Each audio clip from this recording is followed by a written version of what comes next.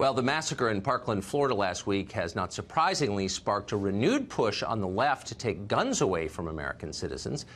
The new call is for a ban on so-called assault rifles. That's an intentionally imprecise term that includes AR-15s and a lot of other sporting rifles.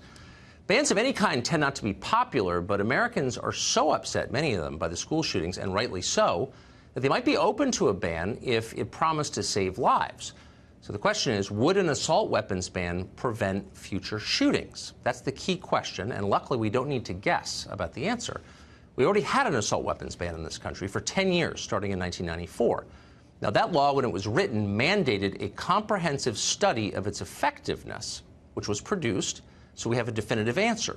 According to the Justice Department, our assault weapons ban, the one that passed in 1994, had no effect on crime rates. None. Nobody was saved by it. That shouldn't be surprising if you know the numbers, because despite the hype, rifles are actually not the weapon of choice for the overwhelming majority of killers in America. In 2015, the most recent year for which we have data, rifles were used in a total of 252 homicides in America. By comparison, old-fashioned knives, sharpened metal, were used in more than 1,500 killings. Blunt objects killed 437. A striking 624 murders were committed with bare hands and feet.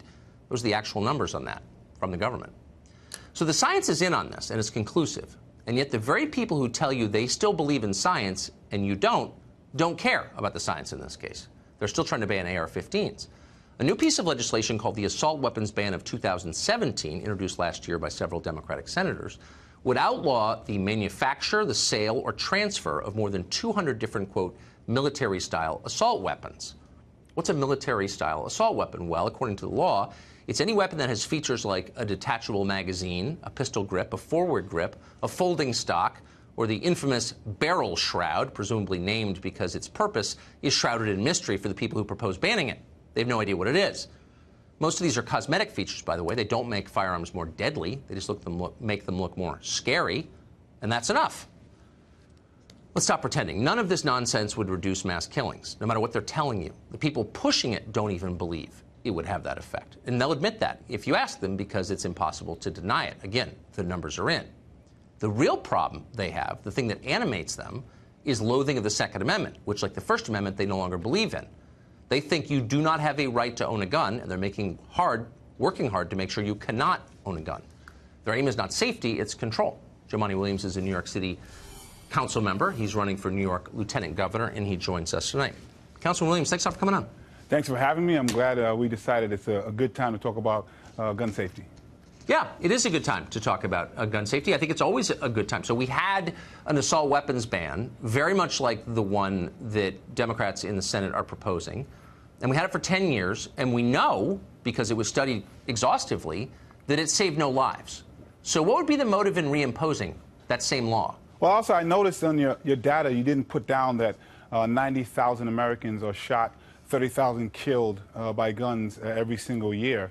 But the real question is what percentage of those are suicides, by the way? Do you know? So one, people like to put that out like it matters, but 2/3 Well, it does matter, actually. Well, no, so we'll say the majority were suicides. 2/3 are suicide, but that means right, I know. 10,000 Americans are murdered. That's one.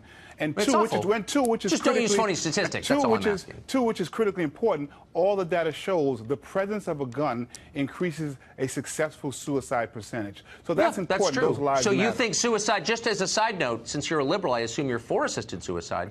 Well, you're suddenly against suicide when it's committed with a gun? No, what's your position? I just don't want to make sure. I want to make sure we're all clear, because I know your master of conflation is good, and I just want to make sure. No, it's not. No. You can't say there are 30,000 gun deaths and not note that 2/3 were self-inflicted. I'm not for suicide, physician assisted or otherwise. I'm sure you are, but I just want to be clear with our viewers that you're misusing the stat. I want to be clear and say that which you were. That the lives that are lost to suicide also matter. And the 10,000 murders should be counted as well. Look, I'm not for gun killing of any kind. My only point is, look, legislators make laws, and they do so in the hope they will have their intended effect. And we know from 10 years of experience that an assault weapons ban doesn't work. There's no debate about that. The DOJ came to that conclusion after studying it. So why would we want it again? It's a simple question. So, but actually, the real question is, and it's always to you, Tucker. Do you believe that we shouldn't have unfettered access to guns in this country? That's the question. I don't know what that means. I don't live. I live in a world of specifics. I cover lawmakers who are trying to impose laws on the rest of us, and I try to assess whether those laws are wise and will be effective. If we're both being honest and want to deal with the gun violence. I am being honest. And so what we have to start is a point at where people agree. And what I'm saying to you is, should we have unfettered access to guns in this country? I don't even know what that means. We don't have unfettered access to guns. Do. Far from it. No, that's silly overstatement. That's not silly at all. That's a question I'm trying to get to you so that we can have an honest conversation about what to do after we've agreed with that. No, okay. So let's get, rather than get into this sort of airy world, let's get into the those words don't mean much. Let's get into the specifics of the legislation that the left, the Democratic Party, is pushing now. They are saying that guns that have something called a barrel shroud ought to be prohibited, outlawed, banned. Again, and my question is why? Why would a barrel shroud make a gun more dangerous? Do you know? But again, that's the wrong question. The question Why is it the wrong question? I'm responding to a proposal that you support. Unfettered access to guns. That is what the question is. And what you do successfully, and it works, because you give people red meat, and the fans like it. I'm responding. It's not about the fans or red meat. I'm responding to an actual piece of proposed legislation in the U.S. Congress proposed by your allies in the Democratic Party, and I'm asking you about the details of that legislation. It would propose banning guns that have pistol grips and barrel shrouds and bayonet lugs. Have there been a lot of mass killings with bayonets? What is this? What you do well is focus on something, and I'll tell you something else. Focus on facts, right. Yeah, that is but I want to focus on the real question, and you refuse to answer it, is whether or not this country should have unfettered access to guns. And well, but the answer, needless to say, is no. We don't allow 9-year-olds to have guns. Thank you very much for that. They're not currently allowed to have guns, nor have they ever been allowed. That's a critically important answer. But it's not because there's no disagreement. No, it is. It's a straw man. It's a then the question is, what should we do? Because when you look at something like a car that was made just to transport people and accidentally kills people, we have tremendous amount of regulations. You need insurance. You have to have training. Our guns are tremendously regulated. I actually know quite a bit about a gun that is made to kill people. Are you have to have training to purchase a gun in most of this country?